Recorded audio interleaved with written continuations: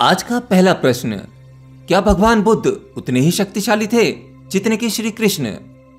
जैसी शक्तियां श्री कृष्ण भगवान जी के पास थीं, क्या वैसी शक्तियां बुद्धा के पास भी थीं? देखिए, किसी भी महापुरुष के इस स्टेज में आने के बाद में कंपैरिजन जैसी कोई चीज नहीं होती। जब अहम ब्रह्मास्मि का ज्ञान होता है, सोहम का ज्ञान होता है, तो इस स्टेज में साधक स्वयं को परमात्मा जानता है। बात अगर आप कंपैरिजन की कर रहे हो तो वो व्यर्थ है, क्योंकि हर अवतार, हर महापुरुष के समय में वह समय अलग था, परिस्थितियां अलग थीं और समाज अलग था। और हर समाज, हर परिस्थिति में ईश्वर उसी व्यक्तित्व में आता है जैसी समाज को आवश्यकता होती है। बुद्ध का मार्ग अलग था, क्योंकि उनका व्यक्तित्व अलग था, उस समय की परिस्थितियां अलग थीं, समय अलग था। और कृष्ण के समय में कुछ और परिस्थितियां थीं, समाज कुछ और था। अब जरा एक बात सोचो कि वहां उस महाभारत के समय में, उस कुरुक्षेत्र में, अगर श्री कृष्ण भगवान की जगह भगवान बुद्ध होते तो क्या उस युद्ध को टाला जा सकता था? नहीं, क्योंकि लोगों का एक बड़ा समूह क्षत्रिय था। वहां युद्ध की आवश्यकता थी। हालांकि अर्जुन ने युद्ध से बचने का बहुत प्रयास किया, परंतु श्री कृष्ण जानते थे कि अर्जुन एक क्षत्रिय है। वह ब्राह्मण जैसी बातें करके केवल अपने आप को धोखा दे रहा है, क्योंकि वहां उसे सब अपने दिखाई दे रहे थे जिन्हें उसे मारना था। अगर उस कुरुक्षेत्र में अर्जुन का कोई अपना नहीं होता, तब यह भगवत गीता हमारे हाथ नहीं लगती, क्योंकि अर्जुन बिना सवाल जवाब के युद्ध में उतर जाता और भेड़ बकरियों की तरह सबका वध कर देता। श्री कृष्ण भगवान तो भगवान थे। उन्होंने उस युद्ध क्षेत्र में ही अपने उपदेशों के माध्यम से सभी व्यक्तित्व के हिसाब से मार्ग बता दिए। इसीलिए कहते हैं कि अकेली श्रीमद् भगवत गीता दुनिया में सभी प्रकार के व्यक्तित्व के लिए काफी है। उसमें सभी वेद पुराणों का पूरा निचोड़ है। मतलब अगर आप सीधे साधे टाइप के इंसान हैं, भक्ति भावना वाले इंसान हैं, मतलब आप क्षत्रिय नहीं हैं, तो आपको भगवत गीता में अपना मार्ग भी मिल जाएगा। अगर कर्म को ही पूजा मानते हैं, कर्म पर विश्वास करते हैं, तो आपको कर्म का मार्ग भी मिल जाएगा। वहां आपको ज्ञान का मार्ग भी मिल जाएगा।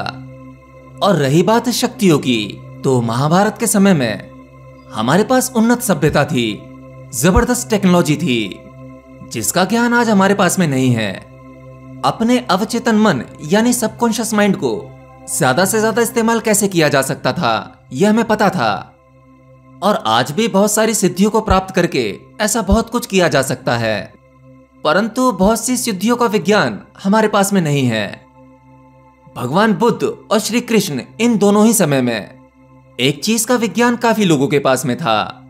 वो था जाति स्मरण, यानी अपने पिछले जन्मों को याद करना। ये जान लेना कि आप पिछले जन्मों में क्या थे। आपको जो भी शक्तियां अलौकिक लगती हैं, चमत्कार लगती हैं, वह सब कुछ आपके अवचेतन मन यानी सबकॉन्शियस माइंड से संभव है, परंतु अहम ब्रह्मास्मि हो जाना वह उससे संभव नहीं है। बुद्ध के मार्ग पर भी लोगों ने बहुत कुछ हासिल किया, जैसे जाति स्मरण, मनुष्य का मनोविज्ञान, अवचेतन मन की शक्ति का इस्तेमाल, जैसे जूडो, कराटे, मार्शल आर्ट, ये भी मन की शक्ति से ही व्यवस्थित किया जाता है। और ये सब कुछ बुद्ध की ही देन है। आपने शायद जापान के समुराई के बारे में सुना होगा, जो तलवारबाजी करते हैं। उनकी साधना बड़ी जबरदस्त होती है। एक समुराई कभी भी हार स्वीकार नहीं करता। हार से ज्यादा वह स्वयं का मरना पसंद करता है। अगर एक समुराई हार जाता है, तो वहां एक परंपरा है कि वह समुराई अपनी ही तलवार से अपने आप को खत्म कर लेता है, और इसकी एक पूरी परंपरा है। वहां इसे अच्छा माना जाता है। यह पल उसके लिए एक सौभाग्य का पल होता है। समुराई जब तलवारबाजी करता है, तो उसका मन अंदर से बिल्कुल शांत होता है। नो माइंड, एक भी विचार नहीं। और यह एक प्रकार की गहरी से गहरी साधना है। दुनिया में तरह तरह के लोग हैं, तरह तरह के व्यक्तित्व हैं। जिस प्रकार का व्यक्तित्व दुनिया में सबसे ज्यादा हो जाता है, उसी के हिसाब से परमात्मा मनुष्य का जन्म लेता है। उसी स्वभाव के हिसाब से वह लोगों का मार्गदर्शन करता है। जब किसी परेशानी का हल केवल युद्ध से निकलता है, तो युद्ध भी होते हैं। और जब कोई बुद्ध की तरह अवतार लेता है, तब वह अपने प्रवचनों से पूरी दुनिया का मार्गदर्शन करता है। तो जो शक्तियां हैं वे सभी आपके भीतरी यानी अवचेतन मन से डेवलप होती हैं, परंतु परमात्मिक घटना इन सबके पार की घटना है। तो किसी भी अवतार का कभी भी कोई कंपैरिजन नहीं किया जा सकता। सबको अपने अपने स्वभाव के अनुसार जीना होता है। प्रकृति के नियम कोई नहीं तोड़ सकता। अगला प्रश्न, सर मैं जब भी ड्रिंक करता हूं तो मैं भगवान के बहुत नजदीक होता हूं। उस टाइम ना ही मेरे अंदर कोई फियर होता है, ना ही कोई चिंता। आध्यात्म को भी बहुत अच्छे से समझ पाता हूं, बट सुबह से शाम होते होते ये फिजिकल वर्ल्ड मुझे जकड़ लेता है। और मैं पीता ही इसलिए हूं ताकि मैं परमात्मा वाली स्टेज में स्थिर रह सकूं। अब बताइए मैं क्या करूं? देखिए, सबसे पहले तो मैं बता दूं कि ड्रिंक करने के बाद आप परमात्मा वाली स्टेज में नहीं होते।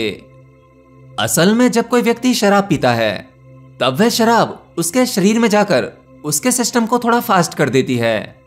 शरीर में सब कुछ तेजी से काम करने लगता है, और जब आपके शरीर में तेजी से काम हो रहा होता है तो आपके शरीर की सभी चीजें एक्टिव मोड पर होती हैं। शराब पीने के बाद आप एक्टिवली बातें करते हैं, पहले से ज्यादा बातें करते हैं, बातों में ज्यादा जोर होता है, वजन होता है। आपका माइंड एक अलर्ट मोड पर होता है।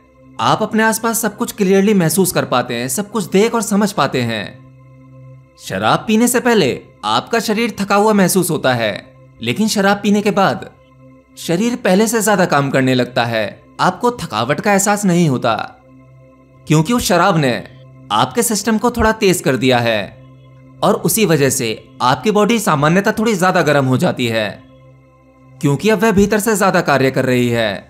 चीजें सामान्यता से तेज चल रही हैं, इसलिए शरीर को गर्म होना पड़ता है। एक ऐसा व्यक्ति जिसने शराब पी रखी है वह पहले के मुकाबले अब ज्यादा काम कर सकता है, तो ऐसे में उसका दिमाग भी अलर्ट हो जाता है। उसे हर चीज में ज्यादा क्लैरिटी दिखाई देती है, और जैसा आपका स्वभाव होगा आप उसी स्वभाव में ज्यादा एक्टिव हो जाएंगे। अगर आपका आध्यात्मिक स्वभाव है तो आप बहुत ज्यादा आध्यात्मिक हो जाएंगे। आप शराब पीने के बाद ऐसी ऐसी ज्ञान की बातें करेंगे, ऐसे ऐसे प्रवचन देंगे जिसे आप अपनी सामान्य स्थिति में नहीं कह सकते। लेकिन इसके बाद आप वापस से अपनी और निचली अवस्था में चले जाते हैं। शराब आपके लिए कोई परमानेंट सॉल्यूशन नहीं हो सकती। अब ये सब कुछ सुनकर आपको इसमें सब कुछ पॉजिटिव लग रहा होगा, लेकिन इसमें पॉजिटिव जैसा कुछ भी नहीं है। अल्कोहल केवल आपके माइंड में एक इल्यूजन पैदा करता है कि अब सब कुछ ठीक है, किसी प्रकार की परेशानी नहीं, कोई दुख नहीं, पहले से ज्यादा क्लियरिटी है, सोचने समझने की शक्ति बढ़ गई। ये केवल आपके दिमाग में इल्यूजन पैदा करता है, और हर चीज की एक लिमिट होती है। जैसे जैसे आपके शरीर में अल्कोहल की मात्रा बढ़ती जाती है, वैसे वैसे आपकी अवस्था एक बेहोशी की अवस्था होने लगती है। अभी कुछ देर पहले आपको अपनी मेमोरी शार्प होने का इल्यूजन था, आपका दिमाग अलर्ट मोड पर था, परंतु अब बेहोशी आने लगती है। लिमिट क्रॉस करते करते आपको अंत में एनिमल की अवस्था प्राप्त हो जाती है। फिर एक जानवर और इंसान में कोई फर्क नहीं लगता, लगभग जानवरों जैसा ही व्यवहार होने लगता है। और इससे एक बहुत बड़ा नुकसान होता है। जो अल्कोहल का इस्तेमाल ज्यादा करता है उसकी मेमोरी कमजोर होने लगती है। कई बार कुछ समय की मेमोरी उसके दिमाग से मानो डिलीट हो गई हो, चीजों को ज्यादा लंबे समय तक याद नहीं रख सकता। ऐसे अनेकों सिम्टम्स हैं जो आपको अंधकार की ओर तेजी से ले जाते हैं।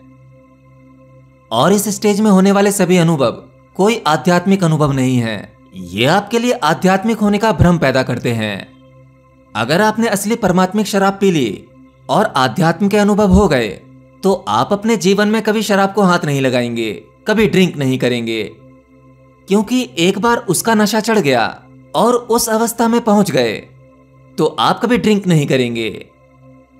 असल में हर इंसान अपने जीवन में परम ठहराव ढूंढ रहा है, एक ऐसा सुख ढूंढ रहा है जिसे मिलने के बाद समाज के सभी सुख बेकार हो जाते हैं। तो वह उस परमात्मिक सुख को चखने के लिए दुनिया की सभी चीजें ट्राई करता है, धन दौलत ट्राई करता है, स्त्री पुरुष ट्राई करता है, पद प्रतिष्ठा घर मकान ट्राई करता है, और फिर जब सब कुछ हासिल कर लेता है यहां भी उसे शांति नहीं मिलती, तब वह आखिर में आध्यात्म ट्राई करता है, जिसमें कि कुछ लोग बीच में शराब का भी सेवन करते हैं। और इसे एक बहुत बड़ा नुकसान होता है। जैसे जैसे आपके शरीर में अल्कोहल की मात्रा बढ़ती जाती है, और असल में वह शराब में भी वही सुख ढूंढ रहे होते हैं जिसके बारे में वह खुद भी नहीं जानते। अरे भाई, जब आप अपने भीतर से परेशान होते हैं, दुखी होते हैं, आप तभी शराब पीना चाहते हैं, क्यों, है ना? अब आप में से बहुत से लोग सोच रहे होंगे कि अरे नहीं सर, कई बार तो खुशी के मौके पर भी लोटपोट हो जाते हैं। तो मित्रों, मैं आपसे केवल एक ही बात कहूंगा, आप प्रयास करें। आप दुखी केवल इसलिए हैं क्योंकि आपके मन में बहुत कुछ उल्टा पुल्टा चल रहा है, बहुत सारे उल्टे सीधे विचार चल रहे हैं। विचार दुखी करने वाले हैं, विचारों की वजह से ही आप दुखी हैं। तो शराब सॉल्यूशन नहीं है। उसका नशा जब उतरेगा, आप फिर से उसी स्थिति में मौजूद हो जाएंगे। प्रयास करो अपने आप को शांत करने का। जब पीने का मन करे तो आंखें बंद करके बैठ जाओ और उस परमात्मा में ध्यान लगाओ। अपने सुख दुख सब उसी पर समर्पित कर दो। फिर आपको यह शराब अच्छी नहीं लगेगी।